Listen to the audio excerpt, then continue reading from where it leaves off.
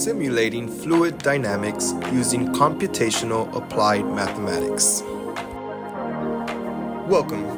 In this video, we'll explore how to simulate fluid dynamics using computational applied mathematics.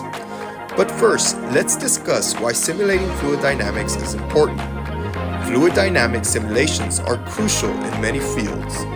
For example, engineers use them to design efficient airplane wings and car bodies by understanding how air flows over surfaces, while environmental scientists simulate water flow to predict flooding, or even simulate environmental disasters such as oil spills.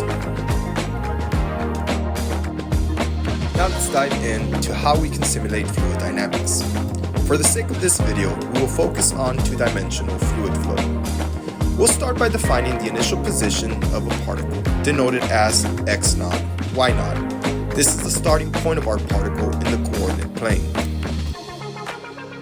We now use two velocity functions with respect to location and time, Vx and Vy, to determine the horizontal and vertical velocities at any point xy and time t.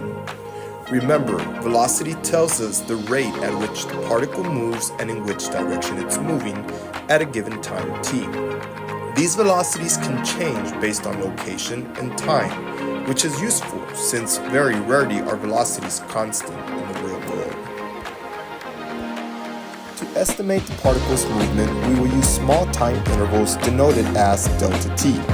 Smaller intervals lead to more accurate approximations of the particle's path. At each small time interval, we determine the new position of the particle by calculating the following.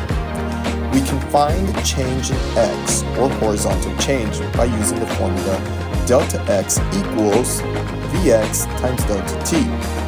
We can find the change in the y, or vertical change, using the formula delta y equals Vy times delta t.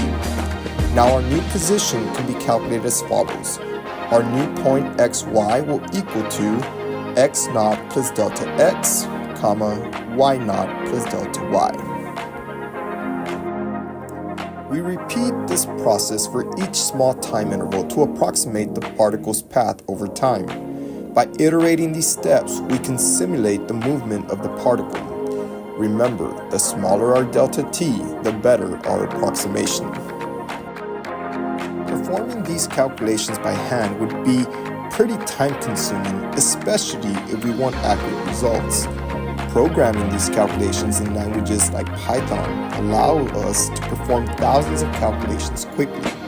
We can even simulate the movement of multiple particles and create animations to visualize their paths in ever-changing fluid flow. That's how we can simulate fluid dynamics using simple movement formulas, initial positions, and velocity functions. Programming these calculations allows us to perform more complex simulations and visualize fluid flow. Thanks for watching.